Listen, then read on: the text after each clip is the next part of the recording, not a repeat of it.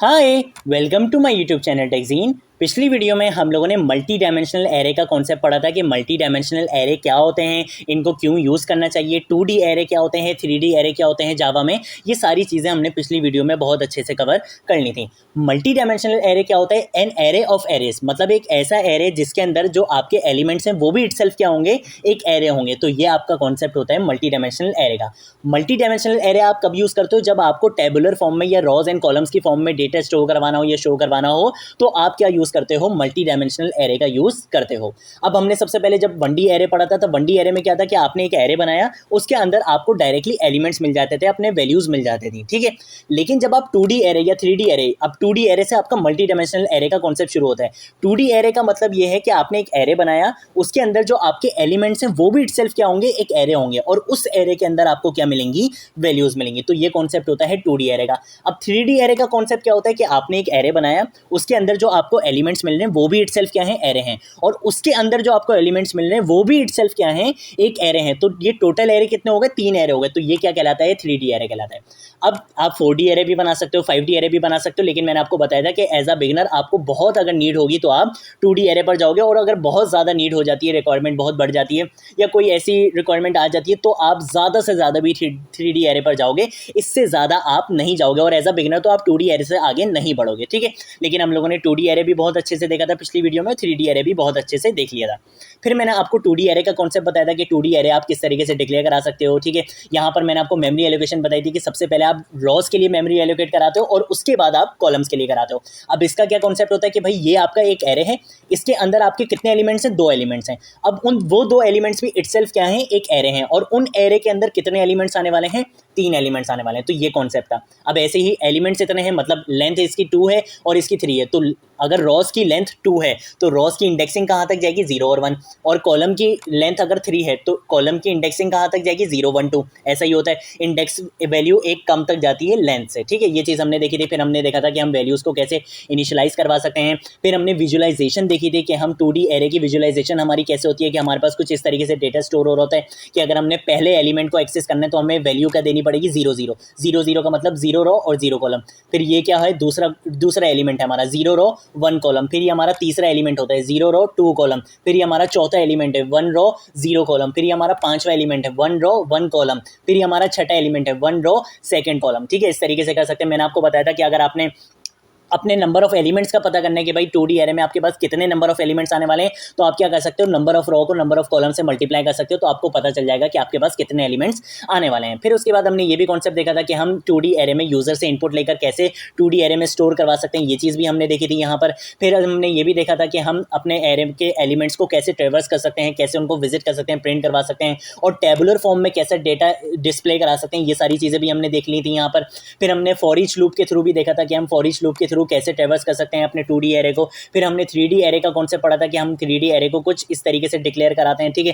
3 square bracket का use करते हैं, इस तरीके से हम अपने 3D एरे को बनाते हैं। और जब हमने ये देखा था कि जब हम 1D एरे बना रहे थे तो हमें ट्रेवर्स करने के लिए एक लूप यूज़ करना पड़ रहा था। जब हम 2D एरे बना रहे थे तब हमें एलिमेंट्स ट्रेवर्स करने के लिए 2 लूप्स यूज़ करने पड़े थे। और जब हमने 3D एरे बनाया था तो हमें ट्रेवर्स करने के लिए 3 लूप्स का यूज़ करना पड़ा था। और फिर मैंने ये भी आपको बताया था कि अगर हमने इस तरीके से कुछ ऐसे अपना आउटपुट दिखाना हो कि हमारा एरे का नाम आए, फिर आई की इंडेक्स वैल्यू भी आए, जे की भी आए, के की भी आए, और फिर एलिमेंट आए, तो इस तरीके से भी आप कैसे डेटा जो है वो अपना आउटपुट जो है वो डिस्प्ले करा सकते हो। ये सारी चीज़ें हमने पिछली वीडियो में बहुत अच्छे से कवर कर ली थी। पिछली वीडियो को ज़रूर देखना। अगर अभी तक किसी ने ये मल्टी डायमेंशनल एरे की वीडियो नहीं देखी है, काइंडली इसको ज़रूर देखना, आप लोगों को बहुत अच्छी चीज़ें सीखने को मिलेंगी, ठीक है। अब आज की वीडियो का जो हमारा टॉपिक है वो है मेथड्स का। अब आप बोलोगे यार ये नाम तो कुछ सुना सुना लग रहा है, ये मेथड्स और फंक्शंस, ये आप जो है वो अक्सर काफ़ी वीडियो में आपने ये नाम लिया है, लेकिन अभी तक हमें सही से समझ नहीं आया कि ये होता क्या है। तो देखो आज हम इसको बहुत अच्छे से समझने वाले हैं कि ये चीज़ें हैं क्या। सबसे पहले तो हम आ जाते हैं कि भाई पहले तो इसको समझ लो कि यार मेथड बोलें या फंक्शन बोलें। देखो जावा हमारे पास एक ऑब्जेक्ट ओरिएंटेड प्रोग्रामिंग लैंग्वेज है। ऑब्जेक्ट ओरिएंटेड प्रोग्रामिंग लैंग्वेज का मतलब आप इसको में क्लासेस बनाए बगैर काम नहीं करते हो। ऐसा ही है, अभी तक हमने जितने भी प्रोग्राम्स करें हमने सब क्लास बनाकर ही करें, क्लास के अंदर ही काम किया, जो भी किया, क्लास से बाहर कोई भी काम नहीं किया है। अब फंक्शन क्या होता है इस पर अभी आते हैं, लेकिन मेथड क्या होता है इसको पहले समझ लो। ऐसा फंक्शन जो किसी क्लास के अंदर बनाया जाए वो क्या कहलाता है? मेथड कहलाता है। अब जावा जब ऑब्जेक्ट ओरिएंटेड प्रोग्रामिंग लैंग्वेज है, सारा काम आपने क्लास के अंदर करना है, मतलब आपने फंक्शंस भी क्लास के अंदर बनाने, तो आप जावा में फंक्शंस को क्या बोलते हो? मेथड मेथड्स बोलते हो। क्यों? क्योंकि फंक्शंस आप जितने भी बनाओगे वो क्लास के अंदर बनाओगे, तो ऐसा फंक्शन जिसको क्लास के अंदर बनाया जाए उसको क्या कहा जाता है? मेथड कहा जाता है। अब हम समझते हैं कि ये मेथड, ये फंक्शन होता क्या है, इसको क्यों बोला जाता है, इसको बनाने की ज़रूरत क्या पड़ती है। सबसे पहले तो हम समझते हैं एक देसी एग्जाम्पल में। मान लो कि भाई मैं बहुत जो है ना वो नेसी हूँ, मानने की ज़रूरत नहीं है, वैसे भी मैं हूँ, ठीक है। अब मुझे जो है वो बाहर से कोई सामान लेकर आना है, ठीक है। मुझे रोज़ घर वाले भेज देते हैं कि भाई ये सामान लेकर कराओ। मैंने क्या करा, मैंने अपने दोस्त को बोला कि भाई जब भी मैं तुम्हें कॉल करूँगा ना, तुम ये सामान लाकर बाहर से ख़रीदना और मुझे लाकर दे देना, ठीक है। ये क्या हुआ कि ये जो सामान खरीदना हुआ, ये एक कोड ऑफ ब्लॉक हो गया, ये एक काम हो गया जो मैंने उसको करने के लिए बोल दिया। अब क्या वो ये काम हर वक्त करेगा? नहीं। जब मैं उसको कॉल करूंगा वो तभी ये काम करेगा, वो हर वक्त दुकान पर जाकर सामान नहीं ला के देगा। जब मैं उसको कॉल करूंगा तब वो ला कर देगा। अब इससे क्या हुआ, मेरा काम आसान हो गया, मैं आराम से आराम कर सकता हूँ, ठीक है। मुझे जो है वो खुद बाहर जाने की ज़रूरत नहीं है, मैं अपने दोस्त को कॉल करूंगा, वो मुझे सामान ला के दे देगा। अब हम समझते हैं प्रोग्रामिंग कॉन्सेप्ट में। मान लो कि भाई मुझे जो है वो बिल्कुल इजी एग्जांपल में समझते हैं अभी, ठीक है, बहुत सिंपल एग्जांपल में। मान लो कि भाई मुझे जो है वो दो नंबर्स को ऐड कराना है और रिजल्ट दिखाना है कि भाई दो नंबर्स को ऐड करने के बाद ये रिजल्ट आ रहा है। अब अगर पहले मुझे ये काम करना पड़ा है दो नंबर्स के लिए, मैंने कर लिया। फिर मैंने बोला कि भाई अभी ए और बी के लिए कर रहा था, अब मुझे सी और डी के लिए करना है, फिर मुझे ई और एफ के लिए करना है, फिर मुझे जी और एच के लिए करना है। तो क्या बार बार मैं ये वेरिएबल्स बना कर उनके लिए अलग अलग लॉजिक लिखूंगा कि भाई अब इसको ऐड करो, अब इसको ऐड करो, अब इसमें स्टोर करवाओ, अब इसमें स्टोर करवाओ, अब प्रिंट करवाओ। तो क्या ये बार बार काम करना पड़ेगा? नहीं। इससे बेहतर क्या है कि मैं एक फंक्शन बना लूँ, सम के नाम से, ऐड के नाम से, किसी भी नाम से, और मैं उस फंक्शन में ये लॉजिक लिख दूँ कि भाई तुम्हें दो नंबर्स दिए जाएंगे।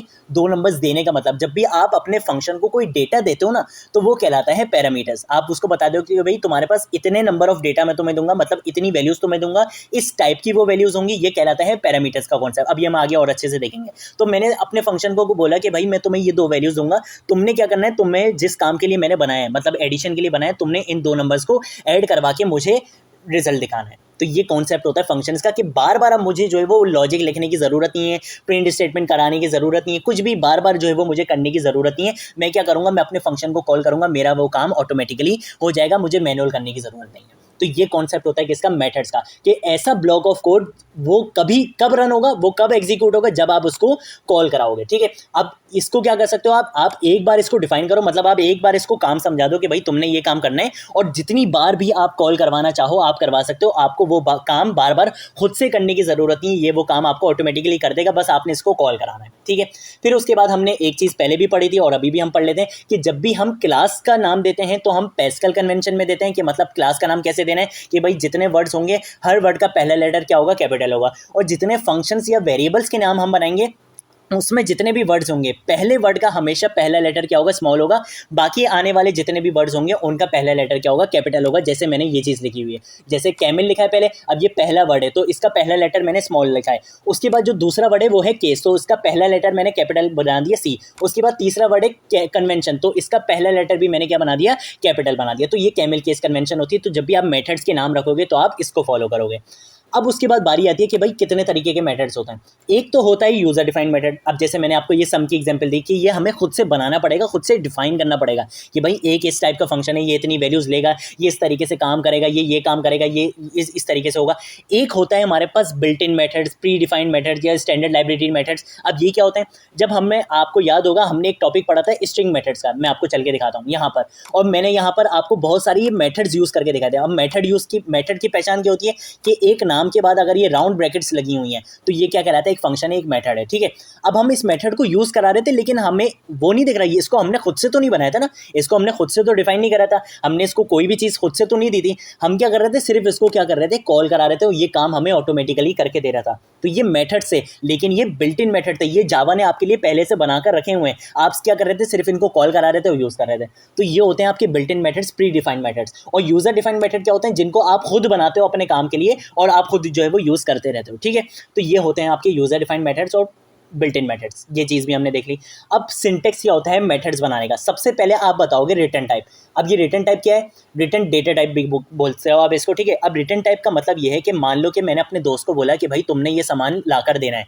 अब वो क्या बोलेगा, अगर वो सामान ले आए, ठीक है, वो ले आए, वो अपने पास ही रख ले, तो उसने मुझे रिटर्न में कुछ नहीं किया। मैं बोल रहा हूँ कि भाई जब भी मैं तुम्हें कॉल कराऊंगा, तुमने अपना काम करने के बाद मुझे रिटर्न में कुछ ना कुछ लाकर ज़रूर देना है। तो यहाँ पर हम वही रिटर्न टाइप बताते हैं। फॉर एग्जाम्पल मैं अपने फंक्शन का नाम रख दूँ इंट ऐड।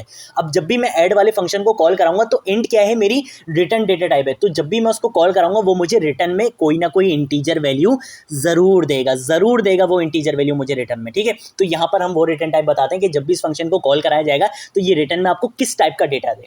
उसके बाद ये मेथड का नाम आ गया। फिर आता है पैरामीटर्स। यहाँ पर आप ये चीज़ पास करवाते हो कि भाई आपके पास कितना डेटा आने वाला है और किस टाइप का डेटा आने वाला है, ठीक है। ये चीज़ आप यहाँ पर बताते हो। अभी हम इसको और अच्छे से देखेंगे। फिर ये हमारी फंक्शन की ब्रैकेट यहाँ से स्टार्ट हो जाएगी, मतलब फंक्शन की बॉडी स्टार्ट हो जाएगी। यहाँ पर आप 1 लाइन लिखना चाहो, 10 लाइनें लिखना चाहो, 1000 लाइनें लिखो, वो तभी एग्जीक्यूट होंगी जब आप इस फंक्शन को कॉल कराओगे। और बार बार फिर आपको इसको लिखने की ज़रूरत नहीं है। यहाँ पर जितना भी कोड है, आपने जब भी ये काम कराना है आप सिर्फ इस मेथड को कॉल कराओ, ये काम आपका ऑटोमेटिकली हो जाएगा। अब मेथड को कॉल कराना और एक और नाम कहा जाता है मेथड इन्वोक, ठीक है। तो ये दोनों एक ही बात है। अगर कहीं आप मेथड इन्वोक सुनते हो तो उसका भी मतलब यही है कि मेथड को आप कॉल करवा रहे हो, ठीक है। अब हम आते हैं यार आगे और अब हम बनाना शुरू करते हैं प्रोग्राम्स वगैरह, ताकि हमारे कॉन्सेप्ट जो है वो अच्छे से क्लियर होना शुरू हो जाए। मैं आता हूँ यहाँ पर और मैं सबसे पहले लिखूंगा मेन मेथड। अब देखो मेन मेथड भी देखो इटसेल्फ एक क्या है, मेथड है। क्यों? क्योंकि ये चीज़ मैंने पहले भी बताई थी कि ये हमारा मेथड का नाम है और यहाँ पर देखो हम पैरेंथेसिस यूज़ कर रहे हैं, तो ये भी क्या है, हमारा एक फंक्शन होता है। अब इसको अभी हम थोड़ा सा और डिटेल में अभी पढ़ेंगे, आज ही पढ़ेंगे, लेकिन पहले मैं आपको एक काम करके दिखाता हूँ। मान लो कि भाई मैंने एक वेरिएबल बनाया इंट ए इक्वल टू, और ए के बाद मैंने इसको बोल दिया कि भाई तुम्हारी वैल्यू है 3। उसके बाद मैंने बोला इंट बी इक्वल टू 5 कि भाई तुम्हारी वैल्यू क्या है, 5 है। और मैंने बोला कि भाई एक वेरिएबल है इंट सम और उसमें तुमने क्या कराना है, ए और बी को तुमने ऐड कराना है। ये सिंपल मैंने बोल दिया। और मैंने बोला कि भाई जब भी तुम ऐड कराओ तो तुम मुझे डिस्प्ले भी करा के दिखा दो जो भी वैल्यू सम के अंदर है। कंट्रोल एस से सेव करूंगा। अगर इस प्रोग्राम को रन कराऊंगा तो भाई नो सरप्राइज मेरे पास 8 प्रिंट होकर आ जाएगा। क्यों? क्योंकि इसने 2 नंबर के लिए ऐड कराया, सम में स्टोर कराया और प्रिंट करा के दिखा दिया। लेकिन अगर यही काम मुझे सी और डी के लिए भी कराना है, ई और एफ के लिए भी कराना है, तो क्या मैं बार बार क्या वेरिएबल्स ही बनाता रहूंगा, फिर उनको सब में स्टोर करवाऊं, फिर डिस्प्ले कराऊं, तो मेरा कोड तो बहुत बढ़ जाएगा। और अभी ये तो सिर्फ एक सिंपल सी एग्जांपल है। अगर मुझे बार बार कोई बड़ा कोड जो है वो रिपीट करवाना है या कोई सेम लॉजिक रिपीट करवानी है तो मैं क्या करूंगा? तभी हमारे पास कॉन्सेप्ट आता है किसका, मेथड्स का, ठीक है। तो अब हम क्या करेंगे, अब हम एक मेथड बनाएंगे। मेथड हम कहाँ बनाएंगे, मेन मेथड से बाहर और क्लास के अंदर बनाएंगे। जब भी वो फंक्शन क्या कहलाएगा, मेथड कहलाएगा। तो अब मैंने एक मेथड बनाना है। सबसे पहले तो मैं रिटर्न टाइप यूज करूंगा। तो रिटर्न टाइप मैंने दे दी इंटीजर, कि भाई जब भी तुम्हें कॉल करवाया जाएगा तुम मुझे रिटर्न में क्या चीज़ दोगे, एक इंटीजर वैल्यू दोगे, ठीक है। उसके बाद क्या करना है, उससे भी पहले, बल्कि उससे पहले मैं क्या यूज़ करूंगा, यहाँ पर स्टैटिक का कीवर्ड यूज़ करूंगा। स्टैटिक का कीवर्ड यूज़ करूंगा। अब ये क्यों यूज़ करें ये भी मैं आपको बताऊंगा इसकी वजह। अभी सिर्फ आप समझ लो कि स्टैटिक का कीवर्ड मैंने यूज़ कर लिया। अपने फंक्शन को मैंने नाम देना है, तो मैं ऐड नंबर्स के नाम से एक फंक्शन बना लेता हूँ। तो फंक्शन बना लिया, पैरेंथेसिस लगा ली, ये मेरा फंक्शन बन चुका है। और मैं यहाँ पर आकर ये अपनी फंक्शन की मैंने बॉडी भी स्टार्ट कर दी। ये मेरे फंक्शन की क्या हो चुकी है, बॉडी भी स्टार्ट हो गई। सिंपल चीज़ है, कोई मुश्किल कोई परेशानी नहीं होनी चाहिए अभी तक, ठीक है भाई। अब आ जाओ आगे। अब मैंने बोला कि भाई तुमने काम क्या करना है, तुम्हें मैं किस काम के लिए बना रहा हूँ ये मैं यहाँ पे डिफाइन करने वाला हूँ। मैंने बोला कि भाई तुमने क्या करना है, तुमने एक वेरिएबल बनाना है इंट सम के नाम से, और उसके अंदर तुमने ए को और बी को क्या कराना है, ऐड कराना है। और उसके बाद अब मैंने यहाँ पर ये इंटीजर क्या है, ये रिटर्न डेटा टाइप है कि जब भी इसको कॉल करवाया जाएगा तो ये रिटर्न में मुझे कुछ देगा। तो रिटर्न में क्या देना है, मैं यहाँ पर लिख दूंगा रिटर्न का मतलब रिटर्न में तो मुझे क्या करो, सम। अब सम में क्या आने वाली है, एक इंटीजर टाइप की वैल्यू आने वाली है ना। तो देखो जब भी मैंने यहाँ पर भी रिटर्न टाइप क्या दी थी, इंटीजर ही दी थी। अगर मैंने कोई चीज़ करेक्टर रिटर्न करवाना होता तो मैं यहाँ पर भी क्या टाइप देता, करेक्टर टाइप देता, ठीक है, स्ट्रिंग टाइप देता अगर स्ट्रिंग रिटर्न कराना होता। लेकिन मैंने इंटीजर टाइप का डेटा रिटर्न करवाना था तो मैंने बोला कि भाई इंटीजर टाइप का डेटा रिटर्न करवा देना मुझे जब भी मैं तुम्हें कॉल करवाऊँ। ये हो गया। अब ये ए और बी के नीचे मुझे एरर दे रहा है। ये एरर इस वजह से दे रहा है, ये बोल रहा है कि भाई आप ऐसा समझ लो कि भाई आपने अपने दोस्त को बोला कि भाई बाहर से मुझे ये सामान ला के दे दो। वो बोलेगा भाई मुझे पैसे तो दो, पैसे दोगे जब ही सामान ला के दूंगा ना, ऐसे कैसे सामान ला के दूंगा। तो यहाँ पर आपको क्या पास करवाने पड़ेंगे, पैरामीटर्स पास करवाने पड़ेंगे। आपको अपने फंक्शन को बताना पड़ेगा कि भाई ये जो तुम 2 वैल्यूज़ पर काम करवा रहे हो, ये 2 वैल्यूज़ मैं तुम्हें खुद दूंगा, और किस टाइप की दूंगा ये भी आपको बताना पड़ेगा। तो वैल्यूज़ को बता दो कि भाई यहाँ पर जो है वो हम एक इंट ए आएगा और एक आपके पास क्या आएगा, इंट बी आएगा। आपने यहाँ पर 2 चीज़ें बता दी, ठीक है। कि आपके पास जो है वो यहाँ पर 2 वेरिएबल्स आने वाले हैं, 2 वैल्यूज़ मैं तुम्हें पास करवाऊंगा। जब भी मैं तुम्हें कॉल करूंगा तब मैं तुम्हें 2 वैल्यूज़ पास करवाऊंगा। ये चीज़ आपने इसको यहाँ पर बता दी। अब आ जाओ यहाँ पर, ये हमारा फंक्शन डिफाइन हो चुका है। अब हमने फंक्शन को कॉल करवाना है, और मैं चाहता हूँ कि मैं अपने फंक्शन को कॉल किस में कराऊँ, एक वेरिएबल के अंदर करवा लूँ, ठीक है। मैं चाहता हूँ कि भाई एक ऐसा वेरिएबल हो कि भाई मैं फॉर एग्जांपल यहाँ पर लिखूँ इंट रिजल्ट ठीक है, इंट रिजल्ट, और इसमें मैं बोलूँ कि भाई तुम क्या करो, तुम अपने इस मेथड को कॉल करा लो, ऐड नंबर्स वाले मेथड को तुम कॉल करा लो, और यहाँ पर अब मैं क्या करने वाला हूँ, यहाँ पर मैं वैल्यूज़ पास करवाऊंगा। ठीक है, यहाँ पर मैं क्या करवाऊंगा, वैल्यूज़ पास करवाऊंगा। अभी मैं इसको इतना रख लेता हूँ। यहाँ पर आकर मैं दो वेरिएबल्स बना लेता हूँ, इंट, और फॉर एग्जाम्पल मैं यहाँ पर आकर बना लेता हूँ x इक्वल टू 3, और एक बना लेता हूँ इंट y इक्वल टू 4। ठीक है, मैंने ये दो वेरिएबल्स बना लिए। अब मैं बोलूँगा कि भाई यहाँ पर x की वैल्यू को और y की वैल्यू को क्या करा दो, पास करा दो। अब ये x और y क्या है, एक्चुअल वैल्यूज़ हैं। यहाँ a और b एक्चुअल वैल्यूज़ नहीं है, यहाँ तो आपने अपने फंक्शन को डिफाइन करवाया है, फंक्शन को बताया कि भाई तुम्हारे पास इस डेटा टाइप की दो वैल्यूज़ आने वाली हैं। लेकिन यहाँ पर आप एक्चुअल वैल्यूज़, x का मतलब आप यहाँ पे 3 पास करवा रहे हो, y का मतलब आप यहाँ पे 4 पास करवा रहे हो। तो जब एक्चुअल वैल्यूज़ आप फंक्शन को कॉल कराते टाइम जो आप पास करवा रहे होते हो, वो कहलाते हैं आर्ग्यूमेंट्स, एक्चुअल वैल्यूज़। और जो आप फंक्शन डिफाइन करते वक्त अपने फंक्शन को बताते हो ना कि आपके पास इतने डेटा टाइप की, इस डेटा टाइप की इतनी वैल्यूज आने वाली हैं, वो कहलाते हैं पैरामीटर्स। ठीक है, मैं एक काम ये करता हूं कि मैं इसको यहां पर आने के बाद एक कमेंट में लिख देता हूं कि ये आपके क्या हैं, ये आपके हैं पैरामीटर्स। ठीक है, और ये आपके क्या हैं, ये आपके हैं आर्ग्यूमेंट्स। क्यों? क्योंकि ये आप एक्चुअल वैल्यूज पास करवा रहे हो। अब क्या होगा, अब जब भी ये फंक्शन कॉल होगा, जैसे ये फंक्शन कॉल होगा, ये आ जाएगा यहाँ पर, इसने बोला हाँ भाई मुझे दो वैल्यूज दी हैं, हाँ भाई दी हैं, एक x दी है एक y दी है। x की जो भी वैल्यू होगी ये किस में कॉपी करा देगा, a में, और y की जो भी वैल्यू होगी ये किस में कॉपी करा देगा, b में। मतलब x में वैल्यू क्या है 3, तो अब a की वैल्यू क्या हो जाएगी 3, और y की वैल्यू क्या है 4, तो अब b की वैल्यू क्या हो जाएगी 4। अब यहाँ पर क्या कम करने के लिए बोला है कि a और b को ऐड करा दो, 3 और 4 को ऐड कराया, वैल्यू क्या गई, सम में स्टोर करा दिया 7। अब मैंने बोला है कि जब अब तुम अपना काम कर लो तो सम को रिटर्न करा दो, मतलब सम में जो भी वैल्यू वो रिटर्न करा दो। तो जैसे ये फंक्शन कॉल होगा, फंक्शन काम कराने के बाद मुझे रिटर्न में क्या देगा, 7 देगा, और वो 7 मैंने किस में स्टोर करा लिया, रिजल्ट में। अब मैं क्या कर सकता हूँ, रिजल्ट को यहाँ पर प्रिंट करवा सकता हूँ। तो मैं यहाँ पे साउट लिखूंगा, और अगर मैं यहाँ पर लिखूँ रिजल्ट, कंट्रोल एस से सेव करूंगा, और अब अगर आपको रन करके दिखाऊंगा तो अब मुझे नो सरप्राइज मुझे मिल जाएगा यहाँ पर 7। ठीक है, तो देखो यहाँ पर मुझे क्या मिल चुका है, 7 मिल चुका है। तो ये कॉन्सेप्ट होता है आपका फंक्शन का कि आपने एक मेथड बनाया, ये यूजर डिफाइंड मेथड है क्योंकि आपने इसको खुद से बनाया। आपने इसको पैरामीटर्स बताया कि भाई तुम्हें दो वैल्यूज दी जाएंगी, इस डेटा टाइप की तुम्हें दो वैल्यूज दी जाएंगी, तुमने क्या करना है, उसमें ये लॉजिक अप्लाई कर देनी है, बस। अब आपने इसको जितना भी कॉल करवाना है ना, आप इसको कॉल करवा सकते हो। मान लो कि मैं अगर इसको ऐसे भी कॉल करवाना चाहूँ ना, अगर मैं फॉर एग्जांपल मैं इसको यहाँ पे करता हूँ कमेंट, ठीक है, और मैं यहाँ पर आकर बोल दूँ कि भाई इंट रिजल्ट में तुम क्या काम करो, इंट रिजल्ट में तुम एक काम, बल्कि एक काम ये करते हैं कि हम इंट रिजल्ट को ना ऐसे ही डिफाइन कर देते हैं, इंट रिजल्ट कर लेते हैं, इसको पहले हम डिक्लेयर कर देते हैं ताकि हम बार बार जो है इसको यूज़ कर सकें। और मैं यहाँ से इंट को हटा देता हूँ, ठीक है, और यहाँ पर आने के बाद अब मैं रिजल्ट को कुछ ऐसे यूज़ कर लूँगा कि रिजल्ट इक्वल टू, और यहाँ पर अब मैं अपने मेथड को कॉल कराऊंगा, और यहाँ पर अब मैं y और x की जगह ना मैं डायरेक्टली एक्चुअल वैल्यूज़ भी दे सकता हूँ। मैं फॉर एग्जाम्पल दे दूँ 6,7, ये क्या है, दो इंटीजर वैल्यूज़ हैं। अब क्या होगा, 6 की वैल्यू क्या हो जाएगी a, और 7 की वैल्यू क्या हो जाएगी b। देखो ये खुद से बता रहा है, ठीक है, देख लो ये VS कोड यहाँ पे खुद से बता रहा है कि a की वैल्यू को ये क्या ले लेगा, a ले लेगा, और b की वैल्यू को क्या ले लेगा, ये 7 ले लेगा। कंट्रोल ऐसे सेव करूंगा, और अब अगर आपको यहाँ पर रन करके दिखाऊंगा तो 6 + 7 मुझे 13 मेरा रिजल्ट मिल जाएगा। ठीक है, तो देख लो मुझे यहाँ पर 13 मिल चुका है। तो आप इस तरीके से क्या कर सकते हो, आप एक ही चीज़ को बार बार यूज़ करवा सकते हो एक मेथड में। लिखने के बाद आपने यहाँ पर पैरामीटर्स बता दिया कि भाई इस डेटा टाइप के इतने वैल्यूज़ तुम्हें दी जाएंगी, जब भी तुम्हें कॉल करवाया जाएगा तुमने ये काम करना है, और एक ये वैल्यू मुझे रिटर्न में ज़रूर देनी है। अब आप बोलोगे यार ये स्टैटिक का कीवर्ड क्यों यूज़ करा।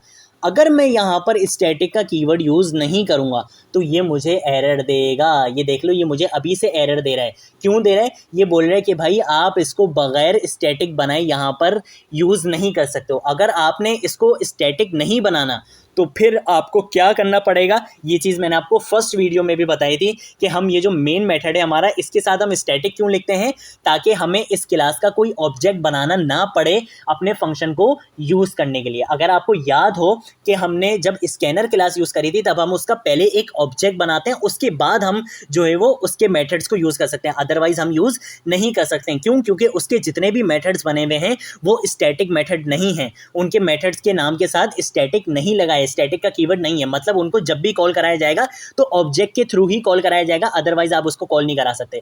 तो मेन मेथड क्या है, स्टैटिक है, इसको आप हमेशा ऐसे ही कॉल करा देते हो। अगर आप यहाँ से स्टैटिक हटा दोगे तो ये भी आपको एरर्स देगा, ठीक है। ये भी फिर आपको एरर्स देगा, बोलेगा कि भाई अगर आपने मुझे जो है वो कॉल करवाना है तो फिर मेरे लिए भी कोई ऑब्जेक्ट बनाओ। तो मेन मेथड आप हमेशा क्या बनाते हो, स्टैटिक ही बनाते हो। ये चीज़ हम ऐसे ही रहने देते हैं। अब यूजर डिफाइंड फंक्शन में क्या होता है कि अगर आप अपने मेथड को डायरेक्टली कॉल कराना चाहते हो, आप चाहते हो कि भाई कोई ऑब्जेक्ट वगैरह नहीं, हम डायरेक्ट उसको कॉल करा दें, हम किसी के लिए भी उसको कॉल करा सकते हैं, ठीक है, किसी भी वैल्यू के लिए हम उसको कॉल करा सकते हैं। तो हम क्या करेंगे, यहाँ पर स्टैटिक का कीवर्ड लिखेंगे। लेकिन अगर आप बोलो कि नहीं भाई मैं चाहता हूं कि जो मेरा ऑब्जेक्ट हो सिर्फ वो ही इस फंक्शन को यूज़ कर सके, हर कोई यूज़ ना करे, तो मुझे क्या करना पड़ेगा, इसके ऑब्जेक्ट बनाने पड़ेंगे। और ऑब्जेक्ट बनाने के लिए फिर मुझे स्टैटिक के कीवर्ड की ज़रूरत नहीं है। मैं इसी फंक्शन को यहाँ पर क्या करता हूँ, डुप्लीकेट कर देता हूँ, कॉपी कर लेता हूँ और इसको मैं यहाँ पर कर देता हूँ कमेंट, ठीक है। और अब मैं बगैर स्टैटिक के आपको इसको यूज़ करके दिखाऊंगा। मैंने क्या करा, इसको स्टैटिक से हटा दिया, ठीक है। मैं एक काम ये करता हूँ कि मैं यहाँ से इसको भी क्या कर देता हूँ, कमेंट कर देता हूँ। अब मैंने क्या करना है, मैंने अपने ऊपर वाले मेथड को यूज़ करना है, ठीक है। मैंने क्या करना है, अपने ऊपर वाले मेथड को यूज़ करना है। अब वो स्टैटिक नहीं है, उसके लिए मुझे क्या करना पड़ेगा, मुझे जो है वो एक ऑब्जेक्ट बनाना पड़ेगा। ऑब्जेक्ट किसका, जिस क्लास के अंदर ये है। किस क्लास के अंदर है, ये है मेथड्स वाली क्लास के अंदर। तो सबसे पहले अब ऑब्जेक्ट कैसे बनाते हैं, ऑब्जेक्ट हम ऐसे बनाते हैं कि हम अपने सबसे पहले क्लास का नाम लिखते हैं, फिर हम ऑब्जेक्ट का नाम लिखते हैं। फॉर एग्जाम्पल मैं यहाँ पर ऑब्जेक्ट का नाम दे देता हूँ ओबीजे, आप कोई भी नाम दे सकते हो। मैंने ओबीजे के नाम से एक ऑब्जेक्ट बना लिया। उसके बाद मैं लिखूंगा न्यू के बाद मैं लिखूंगा मेथड्स, और मैंने यहाँ पर क्या कर लिया, एक ऑब्जेक्ट बना लिया। अब इस ऑब्जेक्ट को यूज करते हुए मैं उस फंक्शन को कॉल कर सकता हूं, अदरवाइज और किसी भी तरीके से मैं उस फंक्शन को कॉल नहीं कर सकता। मैंने बोला कि भाई ये जो रिजल्ट वाला जो मेरा वेरिएबल है, इसके अंदर क्या करो तुम, ओबीजे डॉट का मतलब ये जो ऐड नंबर्स वाला जो मेरा फंक्शन है, इसको तुम क्या करा दो, यहाँ पर कॉल करा दो। और अब मैं यहाँ पर आर्ग्यूमेंट्स दूंगा। आर्ग्यूमेंट्स देने के लिए मैं क्या कर लेता हूँ, मैं ये एक्स और वैल्यू को यहाँ, एक्स और वाई को यहाँ पर पास करवा देता हूँ। तो मैंने बोला कि एक्स और वाई को यहाँ पर एज अ आर्ग्यूमेंट पास करवा दो। तो अब मेरे पास रिजल्ट में क्या आएगा, फॉर एग्जांपल अगर मैं आपको यहाँ पर वैल्यूज चेंज करके दिखा दूँ ताकि आपको आउटपुट ज़रा दिखे, तो 3 + 8 मुझे यहाँ पर मिलने वाला है 11। तो यहाँ पर मुझे क्या मिलने वाला है, 11। बल्कि अभी नहीं मिलेगा। क्यों नहीं मिलेगा, क्योंकि मैंने प्रिंट नहीं करवाया भाई। ये ऐसी गलतियाँ मैं करता रहता हूँ, तो यहाँ पर मुझे प्रिंट भी करवाना पड़ेगा रिजल्ट को, ठीक है। तो मैं कंट्रोल ऐसे सेव कर लेता हूँ और अब आपको रन करके दिखाऊंगा यहाँ पर। तो अब मुझे क्या मिलने वाला है, 3 + 8 11। तो देखो यहाँ पर मुझे क्या मिल चुका है, 11 मिल चुका है। तो इस तरीके से आप क्या कर सकते हो, अपने मेथड्स को यूज़ कर सकते हो जितना आप यूज़ करना चाहो। मैंने आपको दोनों तरीके बता दिए कि अगर आप उसको क्लास का ऑब्जेक्ट बनाने के लिए यूज़ करना चाहते हो तब भी आप यूज़ कर सकते हो। अगर आप उसको स्टैटिक यूज़ कर लोगे तो उसको कोई भी एक्सेस कर सकता है, ठीक है। और अगर आप उसको एक क्या बना दोगे, अगर आप उसको स्टैटिक का कीवर्ड नहीं लगाओगे तो फिर आप उसको ऑब्जेक्ट के थ्रू ही यूज़ कर सकते हो, अदरवाइज आप उसको यूज़ नहीं कर सकते, आप उसको यूज़ नहीं कर सकते हो। अब एक और चीज़ समझते हैं। आप बोलोगे यार मेन भी हमारा मेथड है, ठीक है, आपने बोला मेन भी हमारा मेथड है, लेकिन ये कोई वैल्यू रिटर्न नहीं करवा रहा है ना। यहाँ पर हम कोई रिटर्न का कीवर्ड यूज़ नहीं कर रहे, यहाँ पर हम कोई भी चीज़ रिटर्न नहीं करवा रहे। क्यों, क्योंकि इसकी जो रिटर्न टाइप हमने रखी हुई है वो रखी हुई है वॉइड। वॉइड का मतलब ये होता है खाली, ये कुछ भी रिटर्न नहीं करवाएगा। मान लो कि आपने अपने दोस्त को बोला कि भाई ये पैसे लो, ठीक है, और ये सामान रख लो, ठीक है, ये सामान खरीद कर रख लो। आप उससे रिटर्न में कोई भी चीज़ एक्सपेक्ट नहीं कर रहे। तो जब भी आपने कोई ऐसी कंडीशन लगानी होगी ना जहां आपको रिटर्न में कुछ नहीं चाहिए, तो वहां आप रिटर्न टाइप क्या यूज़ करोगे, वॉइड यूज़ करोगे। तो यहाँ देखो मेन मेथड से हमें रिटर्न में कुछ नहीं चाहिए होता। मेन मेथड तो हमारा एंट्री पॉइंट होता है ना। जावा का प्रोग्राम जब भी रन होगा हमेशा सबसे पहले कहाँ जाएगा, मेन मेथड में जाएगा। तो हमें इससे कुछ भी चीज़ रिटर्न में नहीं चाहिए होती। जब भी हम यहाँ पे क्या यूज़ करते हैं, वॉइड यूज़ करते हैं। ये चीज़ होती है सिंपल, ठीक है। तो ये हमारे पास कॉन्सेप्ट होता है किसका, मेथड्स का, कि आप अपने मेथड्स को बना सकते हो। आप किसी भी टाइप के मेथड को बना सकते हो। फॉर एग्जांपल चलो एक प्रैक्टिस क्वेश्चन हम और कर लेते हैं, ठीक है। मान लो कि भाई मैं क्या करना चाहता हूँ, मैं एक मेथड बनाना चाहता हूँ और वो मेथड क्या करेगा, वो मेथड ये करेगा कि वो 2 नंबर्स का स्क्वायर करेगा, ठीक है। मतलब आप एक नंबर दोगे उसको, वो उसका आपको स्क्वायर बता देगा, ठीक है। ऐसा कर लेते हैं। तो चलो सबसे पहले हम क्या करेंगे, मैं आऊँगा यहाँ पर और यहाँ पर आकर मैं अपने एक जो है वो मेथड बनाऊंगा, ठीक है। और इसको मैं ना स्टैटिक के कीवर्ड से ही बना लूँगा, ठीक है। मैं नहीं चाहता कि मैं जो है वो बार बार क्लास के ऑब्जेक्ट बनाऊँ उसको यूज़ करूँ। मैं इसको स्टैटिक का कीवर्ड यूज़ करूँगा और यहाँ पर मैं इसको रिटर्न टाइप दे दूँगा इंट, और यहाँ पर मैं बोल दूँगा कि भाई स्क्वायर के नाम से क्या करो, एक फंक्शन बना दो। और यहाँ पर मैं तुम्हें क्या करूँगा, एक इंटीजर वैल्यू दूंगा, एक इंटीजर वैल्यू पास करवाऊंगा तुम्हें। तुमने क्या करना है, तुमने इसका स्क्वायर बनाना है। अब इसको रिटर्न में क्या देना है, ये रिटर्न में क्या करेगा, मुझे उस नंबर का स्क्वायर देगा। तो स्क्वायर आप कैसे बना सकते हो कि उस नंबर को आप उसी नंबर से मल्टीप्लाई करा दोगे तो वो क्या रिटर्न कर देगा, आपको उसका स्क्वायर रिटर्न कर देगा। यही चीज़ अगर आप चाहो तो पहले आप एक वेरिएबल में स्टोर करा लो, जैसे हमने यहाँ करा था कि पहले सम में स्टोर करवाया था रिजल्ट, उसके बाद सम को रिटर्न करवाया था। ये आप ऐसे भी कर सकते हो, ये आप ऐसे भी कर सकते हो। मैंने क्या बोला कि भाई जो नंबर तुम्हारे पास आने वाला है उस नंबर को उसी नंबर से मल्टीप्लाई कराना और मुझे रिटर्न करवा देना। तो अब मैं डायरेक्ट आकर, मुझे किसी क्लास के ऑब्जेक्ट की जरूरत नहीं है क्योंकि मेरा मेथड क्या है, स्टैटिक का कीवर्ड यूज़ करा हुआ है मैंने उसको बनाने के लिए। तो मैं डायरेक्ट यहाँ पे क्या कर सकता हूँ, मैं अगर यहाँ पर आऊँ और मैं रिजल्ट का छोड़ो, हम यहाँ पर एक वेरिएबल बना लेते हैं इंट SQ के नाम से, ठीक है, SQR के नाम से बना लेते हैं, ठीक है। और इसके अंदर मैं बोल दूंगा कि भाई ये जो मेरा स्क्वायर वाला जो मेरा मेथड है, तुम क्या करो, इसको कॉल कराओ और इसके अंदर अब मैंने एक वैल्यू पास करवानी है। तो मैं फॉर एग्जांपल वैल्यू पास करवा देता हूँ, यहाँ पर 8 पास करवा देता हूँ, ठीक है। तो 8 का स्क्वायर क्या आएगा, 8 8 ज़ा 64। तो मैं अगर जब मैं इसको यहाँ पर प्रिंट करवाऊंगा SQR को, रिजल्ट यहाँ पर मैंने लिखना है साउट, और साउट के अंदर मैं क्या लिखूंगा, SQR। तो जब मैं SQR को यहाँ पर प्रिंट करवाऊंगा तो ये क्या होगा, ये सबसे पहले स्क्वायर का मेथड कॉल होगा, इन्वोक होगा। इन्वोक के अंदर मैंने क्या बोला, 8 वैल्यू को पास करवा दो। अब ये जाएगा इस मेथड पे, इसने बोला हाँ भाई मुझे बोला गया था कि मेरे पास एक इंटीजर वैल्यू आएगी। इसने 8 को किस में स्टोर करवा दिया, कॉपी करवा दिया नम में। अब नम की वैल्यू क्या हो चुकी है, 8। यहाँ पर क्या बोला हुआ है कि भाई रिटर्न करवा दो, जो नंबर आया उसको उसी नंबर से मल्टीप्लाई करा के। तो ये 8 को 8 से मल्टीप्लाई कराएगा और मुझे वो वैल्यू रिटर्न करवा देगा। जैसे ही रिटर्न होगी ये किस में स्टोर हो जाएगी, SQR में, और मैं SQR को यहाँ पर प्रिंट करवा दूंगा। तो जैसे ही मैं यहाँ पर अब इस प्रोग्राम को यहाँ पर रन करूंगा, कंट्रोल S से सेव करता हूँ, यहाँ पर रन करूंगा तो मुझे क्या मिल जाएगा, 8 8 ज़ा 64 मुझे यहाँ पर मिल जाएगा। तो देखो 64 मिल गया और 11 मेरा वो पहले वाले का आंसर आ रहा है। तो ये आपके पास कॉन्सेप्ट होता है किसका, मेथड्स का। ये आने वाली वीडियोस में भी हम और अच्छे से मेथड्स को देखेंगे, ठीक है। अभी यहाँ पर मेथड्स का टॉपिक कंप्लीट नहीं हुआ है, ये एक बिल्कुल बेसिक वीडियो थी कि जिसमें मैंने आपको बताना था कि हम कैसे मेथड बना सकते हैं, मेथड का क्या कॉन्सेप्ट होता है, क्यों यूज़ करते हैं मेथड्स, और किस तरीके से हम मेथड्स को यूज़ कर सकते हैं, ये स्टैटिक का क्या मतलब होता है, ठीक है। ये सारी चीज़ें अब आपको देखो हल्के हल्के चीज़ें समझ में आने लगी हैं। जब फर्स्ट वीडियो में मैंने स्टैटिक बताया था तो मैंने आपको सिर्फ इतना बताया था कि स्टैटिक का कीवर्ड हम इसलिए यूज़ करते हैं कि हमें कोई ऑब्जेक्ट ना बनाना पड़े इस मेथड को कॉल कराने के लिए। उस टाइम आपको ये बात इतनी खास समझ नहीं आई होगी, जो बिगिनर है उनको इतनी खास नहीं समझ आई होगी, लेकिन अब आपको समझ आ गया। मैंने आपको करके दिखा दिया कि अगर हम स्टैटिक का कीवर्ड यूज नहीं करेंगे तो हमें इसके लिए कोई ऑब्जेक्ट बनाना पड़ेगा इसको एक्सेस करने के लिए, और अगर हम स्टैटिक का कीवर्ड यूज कर लेंगे तो हमें कोई भी ऑब्जेक्ट बनाने की जरूरत नहीं, हम इसको डायरेक्टली यूज कर सकते हैं अपने मेन मेथड में। तो ये कॉन्सेप्ट हो रहा है हमारा मेथड्स का।